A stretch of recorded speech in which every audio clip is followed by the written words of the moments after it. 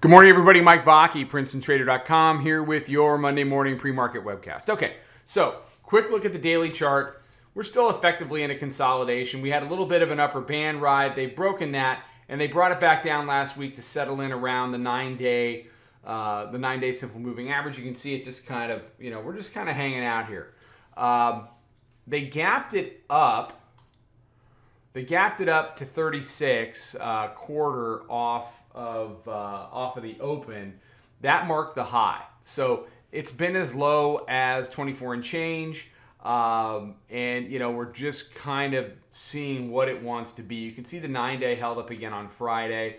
We've got a new, we have a new weekly pivot that is 27.18. That coincides with the 9-day here. So as we hop over onto the hourly chart, it's consolidation. We gap up.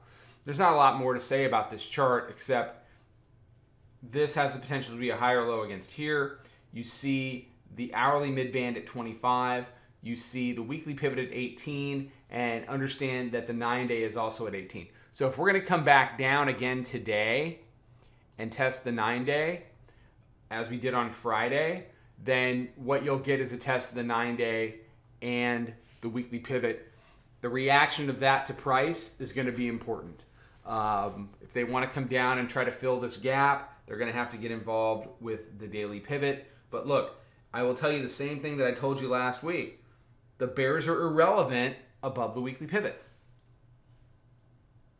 They are irrelevant above the weekly pivot.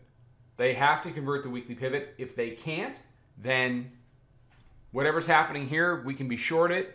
I am short. I'm short 31. Whatever they do here, it's just noise. It's simply noise until they can convert something that matters. You've got a few things that matter here, and two big ones, at least on the daily chart, are sitting at 27.18. So if they can do that and start living, if the bears can start living down here instead of living up here, which is what they did last week, test weekly pivot, couldn't convert, double bottom at weekly pivot, just couldn't convert. Now, did the bulls do anything with it? No. So that's not to say that the bulls are going to run off and hide. Not sure they can.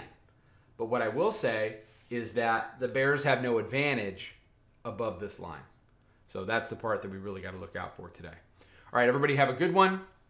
We'll have some stuff out on social and midday and the wrap up, and we will talk to everybody then. Until then, trade them well. Have a good Monday.